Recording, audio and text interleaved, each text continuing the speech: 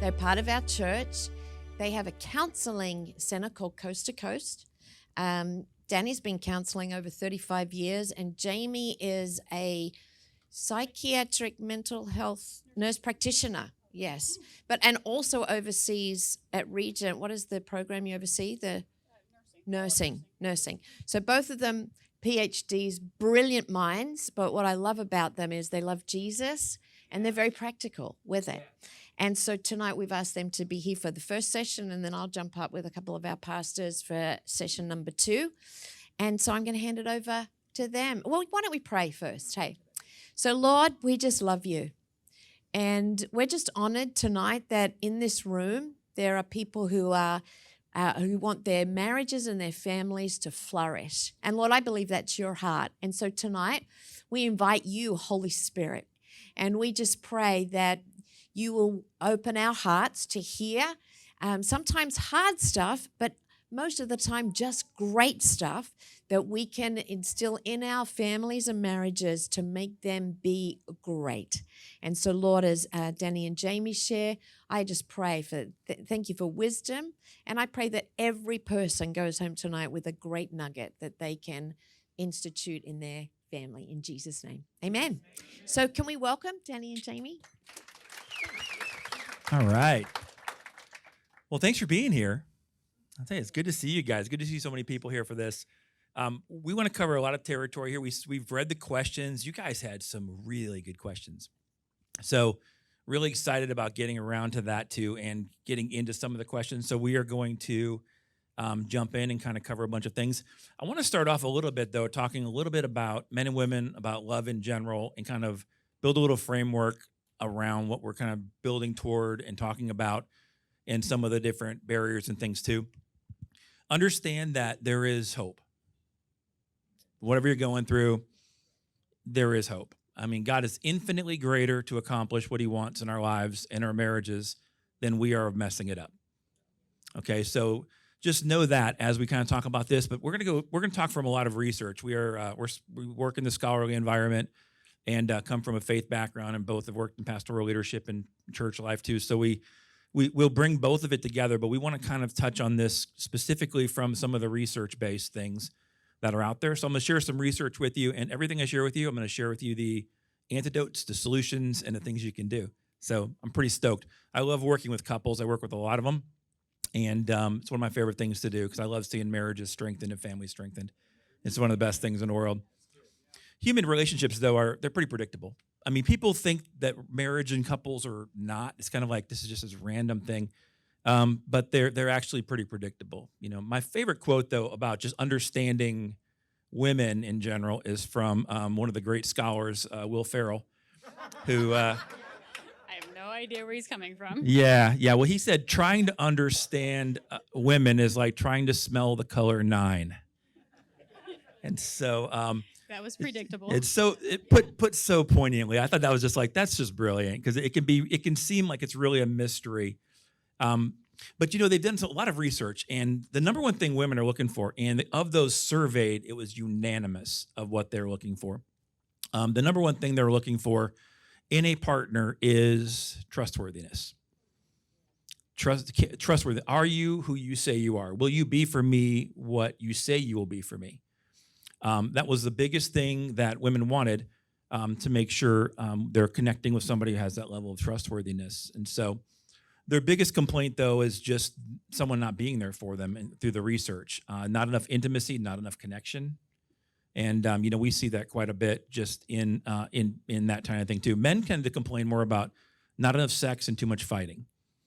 So that's kind of from the male perspective a little bit, too. But and it's important to note that those are outcomes. That's where everything that they're complaining about is the outcome of something else. So there's a root. Mm-hmm. So. Yeah, and then there's a lot there, and they're kind of looking at the dynamic and just looking at what kind of pops above the surface, like Jamie's saying, is just really sometimes where we put a lot of attention and focus. And so we want to get down to the problem and the root problem. So we're going to get into the real foundations of stuff, and then we're going to address the questions through that foundation as well, too. So I'm going to cover all the questions we were given and get into that, too. So that's going to be a big thing, too. But man, we can easily dismiss our wives emotions every time we try to fix it or minimize it. It's not that bad. Why are you so intense about this? It's not that bad. That never happens in my house, but it can happen. It could happen theoretically. But we can do that too. And so this is I'll give you some pro tips along the way. Here's one pro tip, guys, specifically for men. Listening is far sexier than talking. Okay, so no matter what you're trying to say, listening is next level. Okay, so if you can get that down, be genuinely interested, your game will increase. And so, men want to be desired. They want to be that person that you adore, that you want in their life, and and approve of the way they are and respect them and all that. So, they want that connection. So men and women want different things. Men often think, though, what is she trying to accomplish with being so emotional? What is she trying to get at? What does she really want? And it's pretty interesting, because men, there's a thing called meta emotions we're very familiar with. And a meta emotion is a belief about an emotion. So if you as a guy were raised thinking crying makes you weak, or you're a baby, you're a sissy, suck it up, be a man. You heard that kind of stuff. You think when you feel emotional, you have this meaning attached to it of what it means. That's the meta emotion. And so we run into that quite a bit where people have certain beliefs about certain emotions, and those triggers can be really powerful. And so just be aware that we have those things, and they're tough. Sometimes more powerful than the emotion itself. It has a lot more value than even the emotion. Yeah. We see a lot of reaction from that. People will react to the meta emotion because they are defining it as we come along. We're kind of used to that. The brain is very quick at predicting. It's trying to predict. So we see certain scenarios, we think, oh, that's a mother and her baby. Oh, this is that. I mean, we just assume these things because the brain's trying to quickly predict. But again, just be aware of that there are things. Men need to know something that might blow your mind about women, though. Women, they do have a lot of emotions, but there are no negative emotions with women. Emotions are just emotions. No agenda. They're not trying to make a point. It is just emotion coming out. It is as natural for them as breathing. Now, emotions are great because, guys, they are an opportunity for us. That's the biggest thing. They're opportunities for us to go next level with intimacy. We can do certain things, which I'll teach you how to do in the next few minutes, that you can just lean in and really kind of be a part of that journey with them at a deeper level and increase intimacy. It's also an opportunity to build emotional connection with your partner and demonstrate the trustworthiness that we've talked about. So these are things that are powerful opportunities. We may see these things and have a default how we want to handle that, and we'll talk about that a little bit too. But men and women are a little bit different in those things. Let's talk about the science of love, though. I want to get into love because I think it's pretty cool. So love is all about what happens in the brain. I mean, the brain, everything happens in there, and that's where we kind of get the dynamic in the brain of how things kind of work. But when we start to fall in love, all kinds of things fire. There's different hormones, different chemicals, oxytocin, all these different things that kind of release the cuddle. That's the cuddle hormone. And then there's the molecule of love, and all these different things that release in the brain to make us feel in love with somebody and have that connection. And they're very, very powerful. Interestingly, we're talking about oxytocin. When you pet a dog, the dog's oxytocin releases. So dogs get the same impact from you petting them as you do as a couple cuddling. It's interesting. So many, you better pick up your game because you have a competitor in the house. But when we talk about love, there really are some stages of love, and this is what I want to kind of touch on. There's limerence, which is the first one, which I'll tell you about in a minute. There's building trust, and then there's the building of commitment and loyalty. Now, these are critical because of a lot of the different things that happen in those different stages. Now, limerence is basically the love feelings. It's basically that honeymoon phase, that overwhelming feeling. You still have it. Butterflies, oh, of course. Yeah, so she still has it. I just melt when I look into his eyes. Yeah. Okay, that's good. Good stuff. Thank you. More of that. Okay, that's not helping. Oxytocin. That's not helping. So limerence, though, is that whole part where we have that feeling. And there's an overwhelming automatic feeling of reciprocation. We want to, it's like, I love you. No, I love you more. I love you more. That's an automatic thing. It's very, very easy to do in those moments when you have this high level of infatuation, sexual attraction, this feeling of just that, all those chemicals firing. That lasts for about 2 years. in a relationship, in a marriage. And so roughly at that point, Some people are checking their timeline. their calendar, Where they're like, oh man. Wait. Yeah, then work becomes work. Okay, I hate to say this to you, if you're newlywed or you're engaged, but you need to understand, in order to sustain love in this wonderful relationship you have, there will be a time when you will need to work. And all the married couples who've been here for a while said, there's work. There's no other way to do it. It's no longer automated. What was easy and automated is no longer easy and automated. So we have to have that thing. So we have to have that ability to connect in those ways. And so, again, we get to that stage where we get into the second stage, which is where we're building trust. And that can be kind of hard because the success you have at that stage is directly from how well you can argue. How successful you can argue and work through things is where you will determine how well you can build trust. And so that's one of the things that's really important, is that when we get into the phase where we begin to work at this, and it becomes a little more difficult and challenging, we have to develop systems to increase and maintain our admiration and fondness for our partners. We have to continue to stay at that place. Many things you can do. There's all kinds of things we can do. All kinds of opportunity, but you have to create the opportunity for that. So that's where it seemed rather automated in the beginning. You then have to find ways. So for us, it's we'll write notes to each other on the bathroom mirror. So like that's one of our ways of just how great you look today or whatnot. Okay, I got to back up on that one. So this was a great idea in nursing school. When you were working midnights and I was working days, we were just passing in the night. Yeah. And we have this big vanity. And so we would write something nice, and then she would write something nice. And then you decided out of nowhere, I did a song lyric, and it was way too much work, guys. I do not recommend it. It was all on an angle, and it was just bad. I also couldn't see in the mirror. Kept trying to fix it. I mean, it's a mirror. It's very frustrating. But then she comes out with, and all of a sudden there's colored ones, and she starts doing murals on my side. So I'm like, ooh, a sunset with a dolphin. We're going to have birds and dolphins, and so it became a competition a little bit. So it didn't really go with where we're going, but we still use it. It is a good one. But fondness and admiration, there are things that you do to be very intentional with them. It's in your words. It's the things that you say. It's intentionally saying things like, let me read it out here. So, I'm so proud of the way you did X, Y, or Z. Now, that seems so minimal when we say it in this context, but it's huge when you've been seeing someone get up at 4:30 in the morning to walk the dog and then go to the gym, and you've been seeing that happen for months now. So you look at the long term, the more linear spaces, and you can kind of see where you can compliment. It's really just simple as complimenting. And that builds, but it becomes very much an intention of your day. So set a little alarm. It definitely is intentional. You have to kind of have that, because we default to the negative.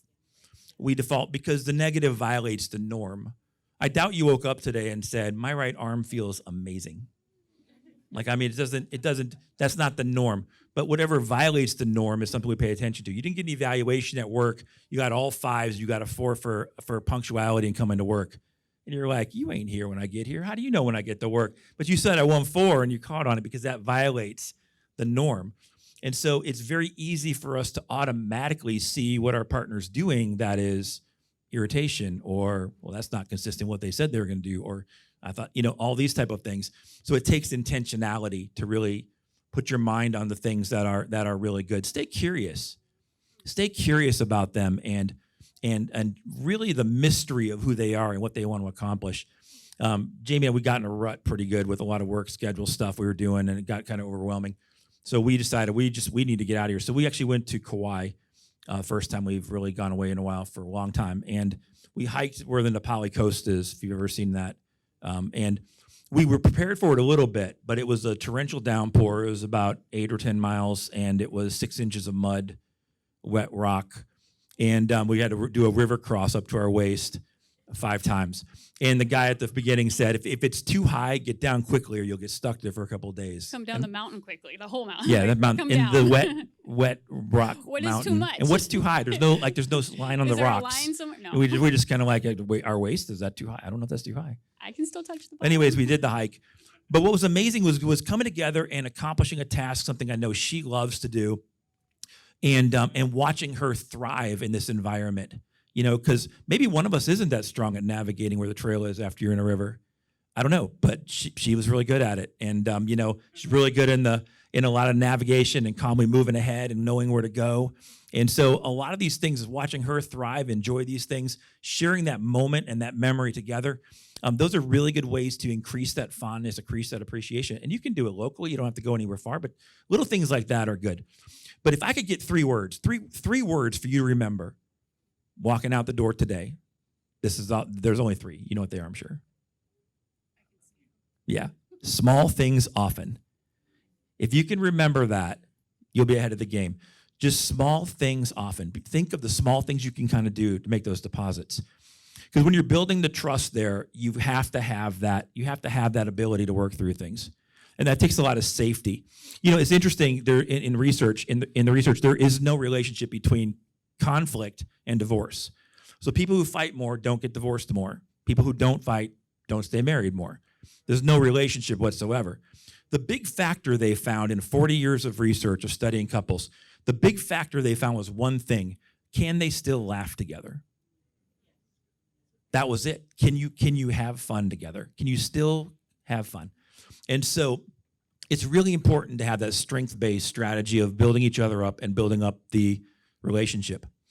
There was a study, though, of newlyweds they stuck at them for 6 years, and many got divorced, many stayed married, and they looked at the ones that stayed together that really killed it and did a great job, and they found that 86% of them, the one thing they did well is they turned toward each other. So when there's conflict and difficulty, they leaned in and were present with each other instead of just kind of escaping. And that was the biggest factor between whether people stayed married or not, too. And it's really interesting now. There's new studies out and different things, and there's researchers are with high degree of predictability and consistency can predict basically whether a marriage will make it after watching the first 3 minutes of a fight. The first 3 minutes of a fight can determine the trajectory of where they're kind of going. The good news is I'm going to teach you how to change the trajectory. If you're thinking of the last fight you had and you're like, that was ugly. That was, I don't even know what he's talking about, but I'm pretty sure where we land on that one. Okay, so you're fine. We'll give you the stuff you need to know, so don't worry about that. But again, there's a lot of different things, though, that you can have that conflict with. Within the conflict, what they want to see is a 5-to-1 ratio. 5 times positive emotions expressed to the one negative. So for every 1 second of negative things expressed, 5 seconds of positive. That's a very good ratio in conflict. Outside of conflict, 20-to-1 is good. So your interactions back and forth, we call them bids. So if Jamie says to me, like, hey, how you doing, honey? And I'm like, cool, how you doing? You look great today. Your hair looks great. That's a bid. Her thumb up was a positive response to a bid. That's 1. If I said, hey, dinner was great tonight, and you're like, yeah, no thanks to you. Okay, that's a negative. I tried to do a bid, and I got rejected from the bid. That's a negative 1. So 20-to-1 puts you in a really strong place in those relationships of having those positive connections back and forth. And you can build systems of doing that. We kind of have a trump card. If either one of us is like, let's go for a walk tonight. It's kind of like, that's the sign of like, we both are going to go for a walk right now. Like, and if we, so if she's frustrated after work and she's like, I just know she's frustrated and I don't think it's me. So I can say, hey, let's go for a walk, and we won't get out of the neighborhood. And she'll say, this was tough, and that was this, and just let her process it. But again, the bids there are important. Yeah, and I would just say, even to that, that's a great example, but it has to do with me. But no, it's a great example, but it's because he's present. It's not the walk. Now, for me, it is the walk, partially, because that is how I also unpack things. So that is part of him knowing me. But so that's what's really important here, is that you know your spouse and what it is and what the environment is that's unpacking, instead of maybe just sitting in it miserably all by yourself. So back to that what women want thing, like that he knows that I need to process, and I'm probably not going to process very well on a Freudian style couch. So that's not going to work. So for me, Yeah. but we get walking, I can talk for days. So yeah. It works out really well. But you have to study your partner. My dad gave me great advice. He said, Danny, you don't have to be an expert on women to have a great marriage. You have to be an expert on one woman to have a great marriage. And you need to study your wife, know what helps her feel relief, know what helps her in different areas, and really understand those things. I know which shoes fit her too tight. She needs a higher size. I know a metric 38 is her actual shoe size. I know she hates baby's breath and flowers. I can go on and on about that because I want to be able to do things that connect with her and remove any variables that are difficulties or struggles. So those are things you kind of need to know when you're moving ahead. But a lot of interactions, if you're getting any elevation and stuff like that, you're getting frustrated, just disengaging sometimes is important. Now, many of you may know we have 4 kids, and we work, of course, in different things. But it can be challenging sometimes. There's a lot of things happening and going on Most at of all the time. times. Yeah, Most of the time. And many of you have the same situation. So what can happen is sometimes there's serious things you need to talk about and discuss. And what we do is we have something we call the State of the Union. Right. So we will get together. The state of our union. The state.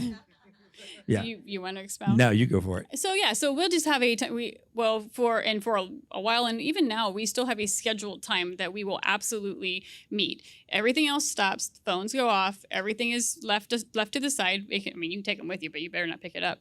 And you go, and for us, we'll go out to dinner or something like that. But we're going to go through kind of the uncomfortable conversations. Even the finances. We'll just say, okay, here's where we are. This is where we're going. Where are we on our trajectory of where we want to go? So where are we with our goals? What's going on with the kids? Make sure that we're up to date, because more times than not, one of us is not up to date on something. So it'll be like, hey, I didn't know that. Oh, I didn't know that. Hey, you're doing that. Oh, I thought you paid that. Oh, I paid that. No, okay. So you kind of do these that has solved so many of our small, irritating conflicts. Because we're not having the conflict. We're not having those discussions in the time of conflict. When you get elevated, you get flooded, and you're angry, you're frustrated, you're yelling, your heart rate's above 100. The front of your brain, the prefrontal cortex, which makes all decisions, memory, decision-making, sense of humor, it turns off. It doesn't function. What fires is your amygdala. So your fight or flight, freeze, fawn, that part of your brain. So you're reacting from just the most basic part of a fear-based reaction. So when you get to that level, the best brains in the party here are not showing up. So you're not going to solve the problem you're actually talking about. You're just going to lash venom back and forth until you get exhausted, and then separate. So very, very common. But what we found is that doing the State of the Union, what it does is it protects the open time we have. So all the kids are aside doing whatever. We have time together. We can sit and cuddle and watch TV. We can go do whatever we want. We can just enjoy each other and not be like, hey, did you do this? Or hey, it's not our time now. It's our time to talk about serious stuff. That stuff will just hijack those little moments, and you have to protect those moments together because life is very, very complicated. It's hard. So 80% of the time women bring up issues. They do. They bring it up. They bring it to the area. I heard an amen out 80%. there. There was an amen? Okay. I'm just a weatherman telling you what's going on here. But I can tell you this, 80% do. 96% chance if it's a soft startup. It's like, hey, can we talk about this or that? It's the conversation will remain at a lower level and be functionally, you'll be able to handle that situation and have that conversation. If you start aggressive, if you're like, did you do this again? And you fire off, 96% chance that will never recover. So if you wait till you explode to bring things up, you're gonna lash out and get some expression out there, but you're not gonna have the best outcome from whatever you're discussing. And those are the things we kind of want to put it into a little bit too. So there's a couple different kinds of problems we deal with in marriages. One of them are solvable problems. They're just situational. Those are things that they're about different topics, but the topics don't have different, deeper meanings. It's like, we should do this or that. We come up with it, we solve it, and we don't have to keep revisiting that problem. And it can be all kinds of different things. It can be disciplining for kids or house cleaning or power and different things, finances, sex, in-laws. Now, for some people, those things I just mentioned are actually not solvable problems. They're actually perpetual problems. In other words, there's a deeper meaning to somebody where, they have a history with money where one person is like, hey, we can spend this and we're fine. The other one's like, if we do this, I'll be this, this, this, and we'll be living in the gutter, and I'm not holding cardboard. You're like, well, how'd you go there? Like, but again, but money means something different to them from where they've come from. And so in those situations, those problems can be perpetual. And so 69% of problems you have, and I have, we all have, are perpetual problems. They will never be solved. What's it like to hear that? Is it encouraging or discouraging, It can feel discouraging, but what I want to do is reset your expectation. When you realize these are moments where compromise is going to be needed, you can stop fighting for what exactly you think the outcome should be and realize, hey, we're gridlocked on this a little bit. This is not the hill to die on. Let's come up with a solution that's going to work for both of us. And kind of coming through, it resets your vision of like, this is something we're going to have that we're going to continue working through. Let's get a good rhythm for how we handle this and handle it in that way. That's usually based more in personality, where somebody's personality is a certain way, their upbringing, the way they've done things before, past relationships, whatever it may be. Just understand that there's a good percentage of issues that will require compromise. Right. Just because it's not solvable, it does not mean that it's not manageable. It doesn't mean that you're not compatible because 100%. It's not solvable. It just means that you are not, you can't function just as the individual. You have to function as a team. I love that you said compatible. Compatible is a big word. That and soulmate. Those are my favorite words here. Soulmate. No, I didn't. So you can believe what you want. I don't really care. Don't worry about it. But soulmates don't exist. But if you want to believe in, you can. Because no soulmates, people believe often soulmates are that one person on earth that you will always get along with and not have conflict with. That doesn't happen. You could have a biological twin that's been through what you have lived in the same home, and you will not have that experience. So people often think that's what a soulmate is in different things. And the fact of the matter is, anybody you're with, you're going to live with and have to get into the trenches with. One writer said, survive the tunnel of chaos. And that is the truth. Good marriages have the tunnel of chaos. They all do, and we have to survive it. So I'm glad you brought up the compatibility, because too often people think, well, we're not compatible because we have conflict. That is, you're not compatible with anyone then, if that's the case. And there is one way to be safe emotionally. If you want to be personally safe, all you have to do is be alone. You'll never have a problem. But if you entrust your heart to another human being, they are human. I don't care how much they carry you, how professional they are. I mean, we do pretty good, but I have a lot of training. And sometimes I'm like, what is happening right now? I remember one time Jamie and I were walking. I don't know what I even said. We're in a mall or something. I made some kind of comment. She turns around and just is like, and all I could think of was, I got nothing. That's all I had, But in that moment, it was just like a matter of, I don't know anymore where I came from. But I mean, that's the way it is. I don't remember it. So always acting in your partner's best interest. Here's a good piece of pro tip for you. You can be right or you can be together, but you can choose. You can't have both. So you have to make the decision. What is best for being together is the decision you kind of need to make. So if you're in a situation where there's some struggle, your partner's going through something hard, some of your questions address this. There's something called a tune that I want to just tell you about, and we'll kind of just go through them. Do you want to go through them? Oh, absolutely. So yeah, it's a tune, ATTUNE. So that's just to help you remember. That's just what we do. So A is for awareness, awareness of one's partner's pain. So be aware of what's going on, what's going on in him. Like what is it that I'm touching on right now that is so triggering? Why is this sentence?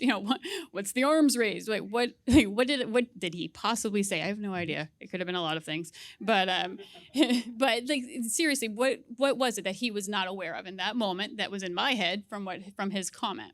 And then T is for tolerance. Tolerance that there are always two valid viewpoints in any negative, what you call negative emotions. So, and what we often term as negative emotions. So that there is another point of view that is going on. Another T is for turning toward. So you want to always turn toward your partner's need. Yeah, so when they're prickly, you want to still hold them. Yeah. You don't just cuddle with them and emotionally really when they're just soft and easy. When they're in that place, just be present with them. That's really good. Absolutely. That's turning toward. Yeah. Absolutely. U is for trying to understand your partner. Try to actually figure out. It kind of goes back to the awareness, but let's go past awareness and actually from knowledge into understanding what in the world is really happening without the what in the world part. Well, right? and I think too, like, understanding is also trying to understand before you try to be understood. Oh, Too absolutely. often we're like, no, you're not hearing me. This is what I'm. Instead, really try to understand where they are, explore where they are. Am I hearing you right when you say this? The more you can understand where they are and what their experience is right now and what they're going through, the easier you can respond and in a helpful way to that instead of reacting. And so he mentioned earlier listening. And so N is for non-defensive listening. So listening is key, but if you're just listening so that you can figure out how you're going to defend what is being said, that's not going to work. Yeah, So that's defensiveness, and that's a bad thing in general. And it's like defensiveness is putting the gloves on. I had a couple once I was talking with, and husband had his hands kind of crossed and was smiling, and she's like, I just don't feel supported. I'm doing all the work around the house, and I work too, and I do this and that, and you do this, and you just don't help, and you're trying to do whatever. And finally I stopped, and I said to him, is there something you want to add? And he's smiling. He's like, yeah, that's not accurate at all. I said, okay. He's 2 Thursdays ago, I vacuumed.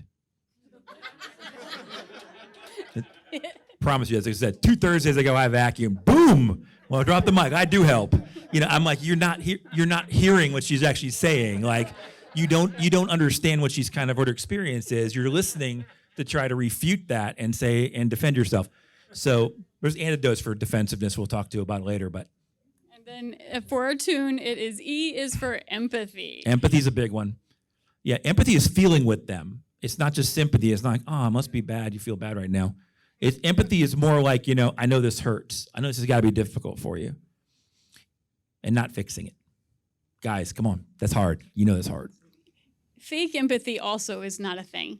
So we have to be really careful with some of these sentences that have been so publicized on Facebook and Instagram and all of these places where, and it makes sure that it's coming, that you feel it genuinely, because if you don't, then it will come across that way to anybody else that you're talking to.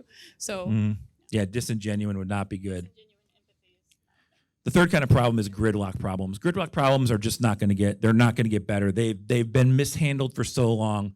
There's no hope of actually succeeding in addressing that. And again, that kind of helps this pattern start to emerge, that is emotional disengagement. So people who engage in some of the 4 most specific patterns that are destructive in a marriage, which are your contempt, criticism, defensiveness, and stonewalling. When people engage in those things, most of those marriages make it 5.6 years. That's generally the length they last. Emotional disengagement, where there's just this separation, 16.2 years is about average. And so again, and it should be noted too that statistically, most couples seek help with their relationship about 6 years after problems started. So nobody falls out of love. That's not a thing. You don't trip and fall and you're no longer in love with somebody. What it is you build, the resentment kind of builds in, and it just makes these little wedges, and all of a sudden you're separated and you're distant from that person. You feel kind of cold. And that emotional disengagement over time is just fatal to the relationship. Remember, can you still laugh together? That's what you want to try to avoid and get back to, is building that kind of connection again too. Because men and women can have different coping strategies. It's always tough. We see this quite a bit where men were kind of, maybe they were raised in a home where mom would get really loud or different things. And so they just learned, hey, if you just stay quiet, you stay under the radar, you're good. Mom will calm down, everything's good. And then, so their way of what they've seen modeled is like just stonewall, just disengage until everything gets calm. It's a way of soothing themselves. They're not trying to sabotage, they're trying to soothe themselves. And meanwhile, she may be thinking, not you, but she may be thinking like, hey, we got to talk this out now, and we are not going to be done until we talk it out now, because that's when I'm going to feel better. I'll feel better when it's talked out. And he's thinking, you're going to need to stop talking for this to be resolved. So her coping strategy is his trigger, and his coping strategy is her trigger. So we run into this quite a bit when we work with couples and individually customize what they need to move ahead. But just when you know what the other person kind of needs in that moment, you can do different things. So we recommend it once you're flooded, you're not going to solve the problem. Disengage. And I don't mean just walk away. Because again, if it's abandonment is her trigger and you're like, I'm going to keep things calm, see ya, slam the door, she's going to be following you and bad things are going to happen. And so because she is now triggered by your abandonment. So again, that's not what I'm saying. But I'm saying, just basically saying, hey, this conversation is too important to talk about while we're so frustrated. Let's talk about this in 2 hours. Just have that moment of disengagement. That makes a big difference in coming back and talking about something when you're at a better place. And it takes minimally 20 minutes for the brain to disengage in that. Like for the brain to switch back to being actually being able to even think through. So don't go and start writing a text right then of the things that you're going to want to talk about. No texting. Don't do, because you're still flooded. Even if you take that separation time, this is like take a separation time.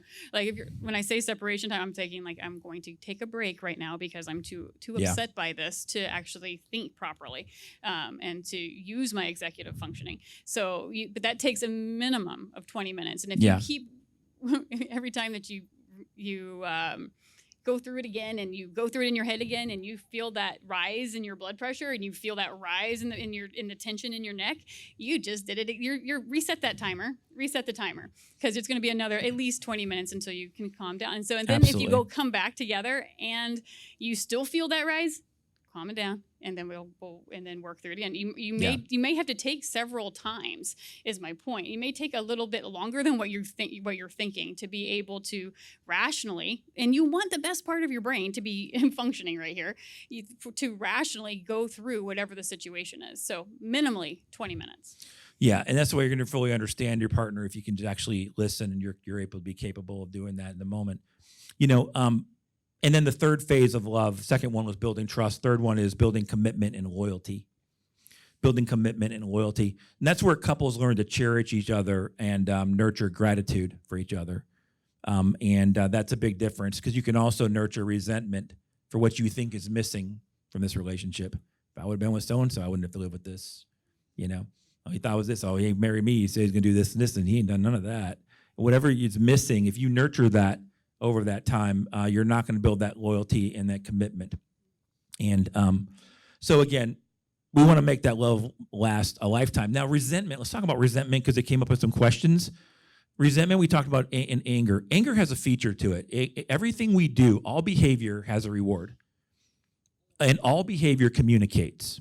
We cannot not communicate. All behavior, we get something out of it. We benefit in some way. So resentment, again, comes from this anger. Anger is communicating. And anger in this frustration, but anger starts to build up. Now, I would love to tell you that you could just hold on to that anger and things will get better. Because quite frankly, if time healed wounds, we could go find something different to do, right, for a living. Time infects wounds. Okay, so burying that creates resentment and gets this place where this emotional disconnection. And suddenly it's like, well, I got to work late. I'm working late every night. I'll be working late Monday through Friday. I got a new job and it's 95% travel. I think it's a good idea. We don't want to be around them. We don't want to have that affection, even though we come up with every reason we want or excuse. Bottom line, that resentment gets into a bad place. So one of the biggest tools we have in that is forgiveness. And forgiveness, boundaries and forgiveness, we'll talk about later. But forgiveness is a powerful thing because it's the only thing an innocent person can do to let go of a hurt. If you've been hurt by your partner, something has happened, only you can keep that alive or let it go. Nobody can help you.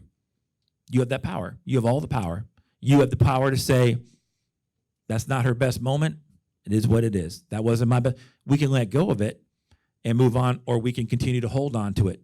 Now, anger, like I said, has a feature because we hold on to that anger of like, how dare he talk to me? He will never talk to me like that again. I will make sure. And you hold on to that because you don't want to get wounded again. So the more angry you are, you keep that boundary up. I'm going to keep a boundary here. Problem is, it's like a self-fulfilling prophecy. Like you're keeping the distance. You're causing damage between the two of you just by holding on to that anger from a past offense. He may not act angry again in that way. But either way, anger has a feature to it. So we have to realize when we stay angry, we got to kind of move on at some point. So it has that function, and that's really kind of something to make sure we're aware of. But again, that's something we really want to do is draw the positive out of our partner. It's very easy for us to have, these different wounds and different things. And confirmation bias is a powerful thing. Confirmation bias is basically what you are looking for, you will find. If you want to look at your partner and say, these are the ways she doesn't love me, you're going to find a bunch of ways she does not love you. If you notice the little things she's doing in progress and the little things she does to care and nice things, you'll notice those things. But you will, whatever you put your attention on is what you're going to notice. And so that can cause negative sentiment override, which means you can have an overwhelming number of negative emotions and thoughts about your partner as you're moving ahead in your relationship, and that can cause some problems. So knowing all that, let's get into some of the questions. And we sum the questions into certain categories and make it a little bit easier because we talked about a lot of this already. But some of the questions were about navigating personal problems in general, like, we all have triggers from our history, things that are important. The way triggers work in the brain is the brain works on emotional strength of a trigger. That's what anxiety work is all about. So if something powerful happens in our life and it hurt us, we have a little TSA agent up here who's going, I'm going to scan for that one. I'm watching for that threat. So any of you have anxiety issues, you realize it's exhausting because you're constantly scanning for threats. The problem is it's not data driven. It doesn't mean it'll ever happen again. Let's say Jamie was bitten by a little white fluffy dog. Let's just say it happened. 6 years old, bitten by a little white dog. A little brain, a 6-year-old brain is like little white fluffy dogs. Watch out for them. They're dangerous. Now, you and I all know there's not a rash of little white fluffy attack dogs running around Virginia Beach. But in your mind, over years, she begins to realize, okay, they're not all dangerous, but some of them are. It's not data driven. It's not true. But the emotional trigger is what the brain tries to protect us from. So we have these triggers that can be a problem. In fact, we can bleed from a past relationship onto our current one. And it can be very easy to do, where somebody else did something, and now it's like you see that again, and you're like, oh, no, you're not going to do that too. And it's not at all what they're trying to do. It's a different person. But again, recognizing and knowing your own stuff is a big deal when you're trying to navigate some of this. So we don't want to put a lot of that on our partners. There's 3 of you in your relationship. There's a me, a her, and a us in the middle here. I have to own what's mine. I tell couples, do not make we problems out of me problems.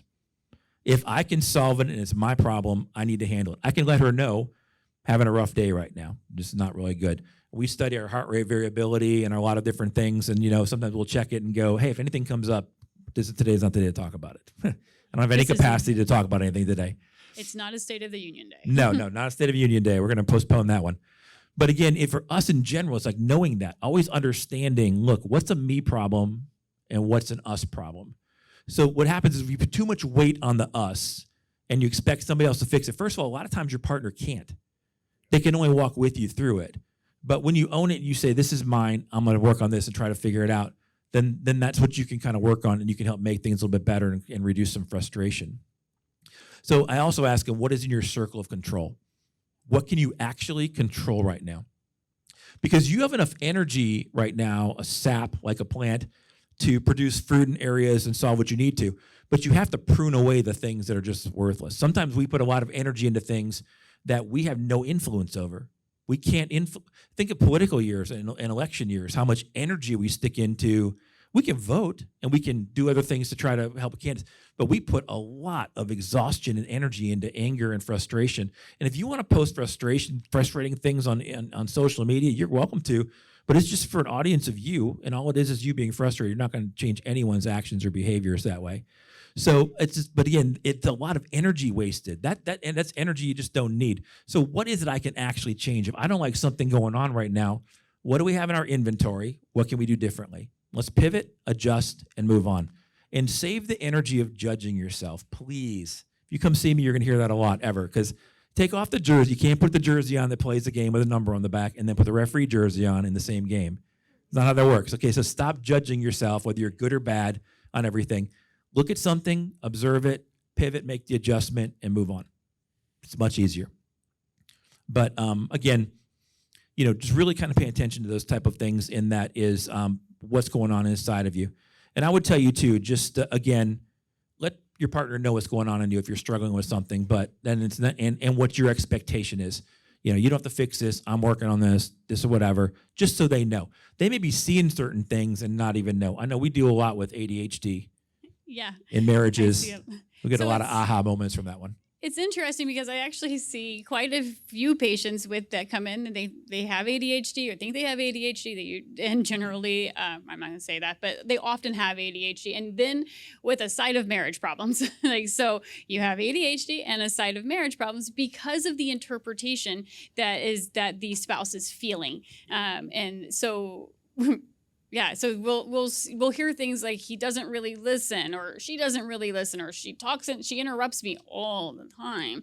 And we need to make sure that first that doesn't mean that we can't teach behaviors that will calm that down in ADHD, but that's just a good example. There are other things going on in mental health that could be causing or be causal in the relationship problem. So it's something that you will learn as a spouse to learn how to manage. There are tools that you can implement for both the person experiencing the mental health issue, as well as the understanding. We'll go back to attune that will help you to manage that with your spouse, so that it doesn't become a we problem. And so really keeping if they can understand what's separately. going on, and they're like, oh, that's what's going on, it helps make a lot more sense, and they'll help them understand you.